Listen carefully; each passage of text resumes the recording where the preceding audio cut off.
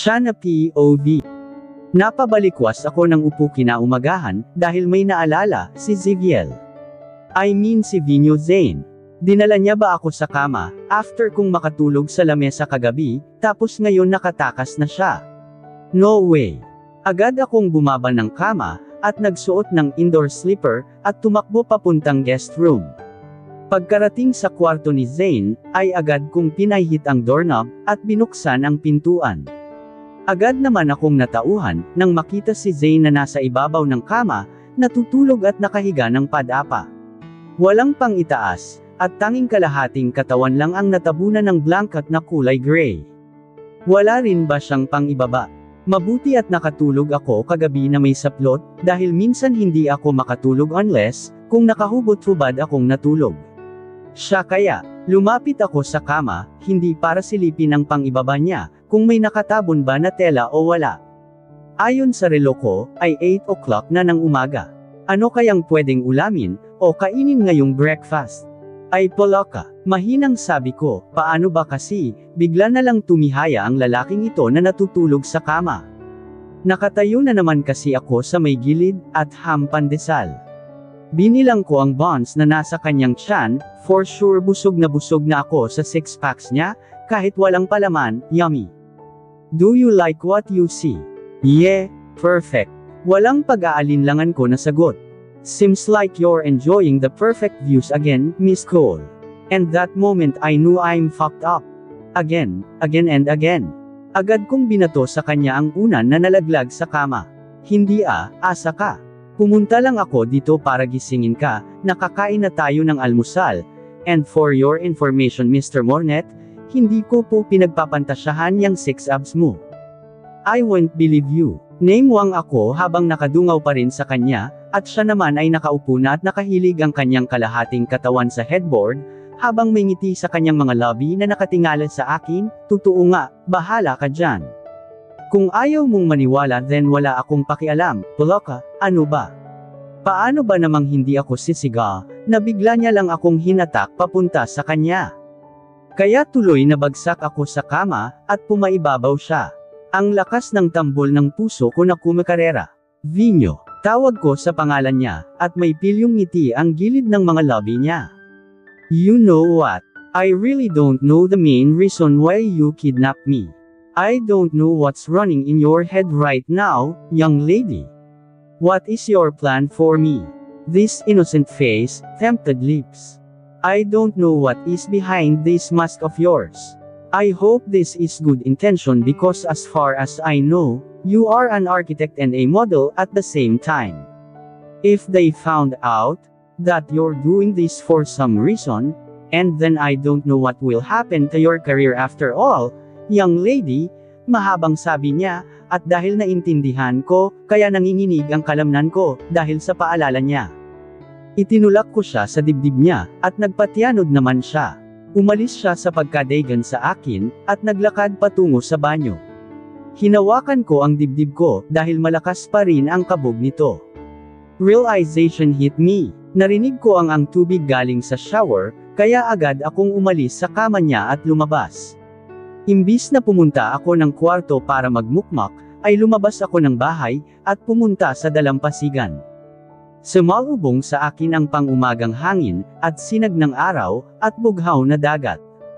Pero imbis na ngumiti dahil sa magandang tanawin sa paligid, ay isa-isang nagsisilabasan ang luha ko.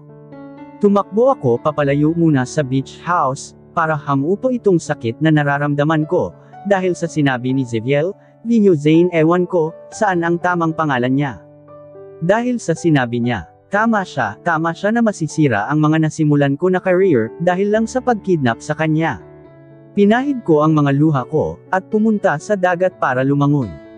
Baka sakali lang mas lalo akong matauhan, at pagkatapos kong maligo, ay makapagdesisyon na ako na palayain na lang siya, at pakasalan ang lalaki na gusto ni Lola para sa akin. Malay ko, mas gusto ko pala siya kaysa ni Ziviel. Baka nga after ng kasal namin sa estrangherong lalaki, na gusto ni Lola para sa akin, ay baka lang na matutunan ko ring mahalin. Kung hindi ko naman type, ay hindi ko na lang siguro hahabulin ang gustong ipamana ni Lola sa akin, basta I'll make sure na, napupunta ito sa magandang paraan. Mas okay kapag sa charity, basta wag lang sa stepmother ko na mukharing pera. Pagkaapak ko pa lang sa tubig, ay parang isang saglit ay nakaramdam ako ng relaxation.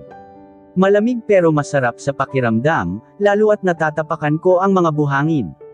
Dahil wala namang tao na pumupunta dito sa isla, mismo ng mga magulang ko, kaya wala namang makakakita kapag naliligo ako. Hinubad ko ang damit ko pang itaas, at pang ibaba na maong short, at tanging bra at panty na lang ang natira sa katawan ko. Naglakad ako patungo sa pinakailalim ng dagat, marunong naman akong lumangoy, kaya panatag naman ako, lalo at kumikinang ang tubig dagat na parang nang-aakit palalo sa akin, na sumuong sa pinakailaliman ng dagat, at natutuwa ako na makita na may mga maliliit na isda na sumusunod sa akin. Isa ito sa gusto ko sa isla na nabili ni Mommy, dahil tahimik, at parang ang mga isda ay dito rin naninirahan, dahil alam nila na safe sila sa lugar na ito. Walang kukuha sa kanila at hindi sila sasaktan. Lumangoy ako at ine-enjoy ang sarili sa ilalim ng dagat, at nakalimutan ko na lang ang sakit na nararamdaman ko kanina. Natauhan na ako, at hindi ko na itutuloy ito. Salamat sa paalala niya, sa magiging possible kapag nalaman ng mga awtoridad, na nawawala ang isang bilyonaryong si Ziviel Mornet. Hihingi na lang ako ng tawad sa kanya, at sana mapatawad niya ako. Dahil hindi ko dala ang cellphone ko, para ma-text si Dart na kunin na ni Kuya Edgar ang kinuha nila, at ibalik na safe sa Manila. Ako, magpaiwan muna ako dito sa isla for 2 months, dahil 2 months din yung palem ko na mag-live sa trabaho. Susulitin ko na lang muna na ako lang mag-isa dito. May pagkain man o wala, for sure buhay pa ako niyan bago makauwi sa Maynila.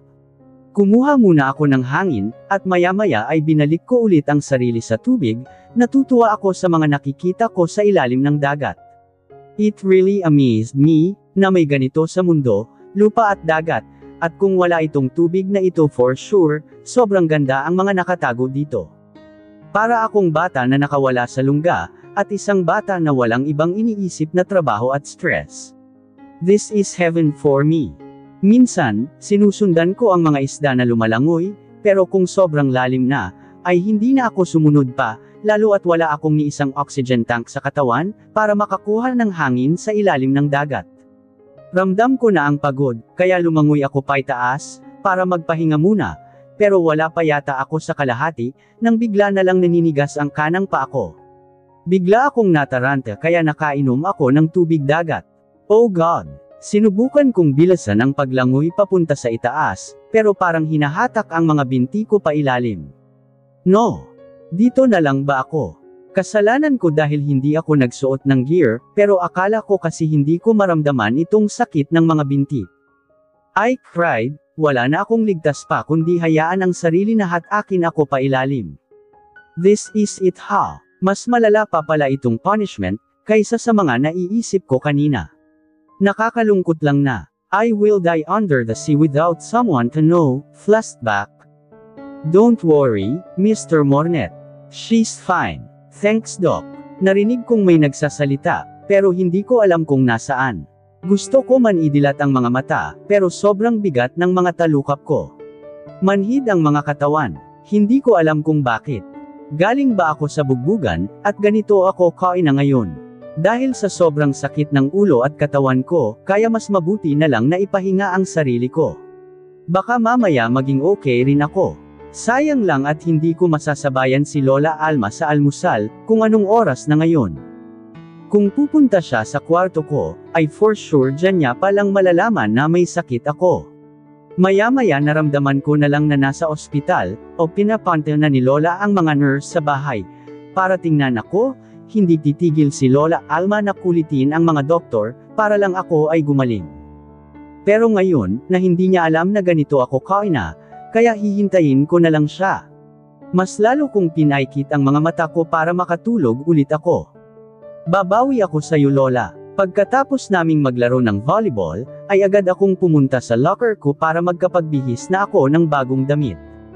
Ito ang laging paalala ni Lola sa akin, na kapag galing sa pawisan, ay dapat magbihis ng bagong damit para hindi magkasakit. Pagkasara ko sa locker ko, ay agad akong nagbihis ng puting V-neck shirt at loose black pants.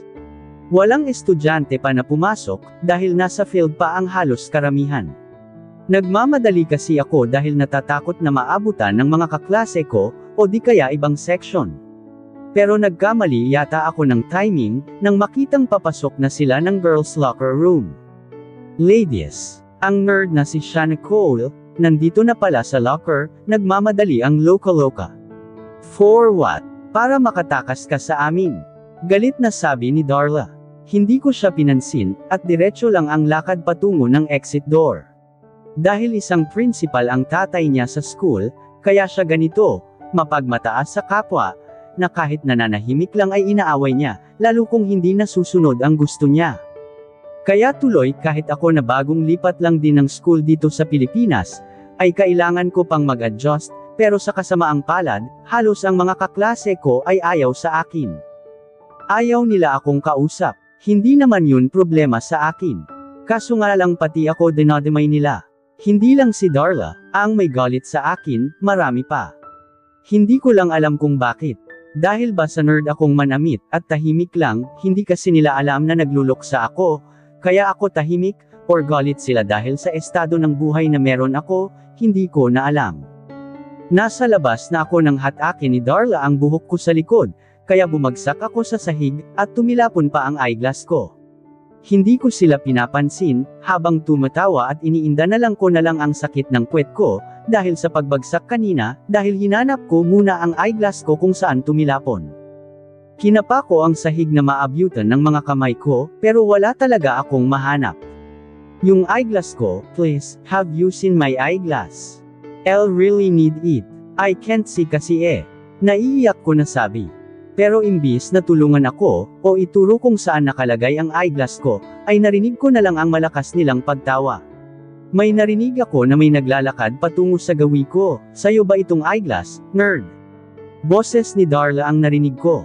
Tumangala ako para makita ko, kung sa akin nga ba talaga. Kahit blurry ang paningin ko, ay pinilit kong makita kung sa akin nga ba talaga iyon. Ngumiti ako nang mapansin ko na kahawig ito sa ginagamit ko, yes, that's mine. Thank you, nakangiti kong wika. Really? Di nga. Ito. Well kung sayo nga ito, oh, boom, ayun na. Nasa soccer field na siya Nicole, kunin mo na lang. Saad ni Darla, at hindi ko alam kung ano ang maramdaman ko, na imbes ibigay niya sa akin ng walang kahirap-hirap ang eyeglass ko, ay mas itinapon pa ito sa malayo. Why did you do that? Galit ko na tanong sa kanya. Aba, galit ka, galit. Dulo niya sa noo ko. What happened here? May narinig akong boses lalaki. Anong pakialam mo? Tanong ni Darla. Kahit na ibalibag ko pa ang babaeng ito, ay wala kang paki. Pero imbes na matakot, ay narinig kong tumawa lang ang lalaki. Really? Tanong niya at tumawa ulit. Okay, let me see. Hello Mr. Gondon. Kung mahal mo ang trabaho mo, pakiayos ang utak ng iyong anak. Oh, anong ginawa? Look at the CCTV and see for yourself. Ayoko nang makita ang pagmumukha ng mga estudyante, na nanakit, malapit sa girls' locker ng 4th year, starting tomorrow. Why? Remember the vision and mission, bago pinatayo ni Grandma ang school na ito. Bye! Kausap niya sa kabilang linya. Now, maya-maya may narinig akong naglalapitan na mga tao. What? Hindi ako nakisali, sumama lang ako kay Darla. No. Kung sino ka manggago ka, pagbabayaran mo ito. Boses lang talaga ang familiar sa akin. Hindi ko alam kung ano ang mga nangyari sa kanila, pero ayon sa mga narinig ko na parang hinuhuli sila. Tatayo na sana ako, pero napabagsak ulit ako sa sahig. Lola Alma, iyak ko na tawag kay Lola. Let me help you. Ha? Tili ko dahil bigla niya akong binuhat, kung sino man ang lalaking ito. Mabigat ako. I know. Sumimangot ako, pinunasan ko ang luha ko, at tiningala siya, kahit hindi siya klaro sa paningin ko. Hindi man lang nag-deny na hindi ako mabigat, talagang I know talaga. Nahampa ko. Tuloy siya sa may dibdib. Ibaba mo na lang ako, at sayang naman ang energy mo. Pagmamaldita ko, pero hindi naman siya nakinig. Hindi ko alam kung sino ang estranghero na ito na tumulong sa akin, dahil hindi ko siya makita, dahil malabo talaga ang mata ko, lalo at galing ako sa iyak. Narinig ko siyang tumawa. Mas lalo akong nakasimangot, habang karga niya pa ako. Pero salamat sa'yo. Thank you for saving me. May kapalit ang pagtulong ko. Ano naman yun? Tanong ko. Kumapit lalo ako sa leeg niya, at baka bigla niya akong bitawan. Saka ko nasasabihin kapag naalala ko na, sabi niya sabay tawa. Ha, alam mo hindi rin pala kayo magkakasundo ng utak mo ano? Alam mo na may kapalit ang pagtulong mo, pero nakalimutan mo. Yeah, nakalimutan ko. Ang ganda mo kasi. Ouch. Pinuri kita tapos ganyan ang ganti mo sa akin. Cannot be, reklamo niya. Kulang pa nga yang tampal sa braso sa sobrang kilig ko, ay baka nasa bunutan ko pa ang buhok niya, kaso hindi ko magawa, at baka bigla niya akong ibalibag.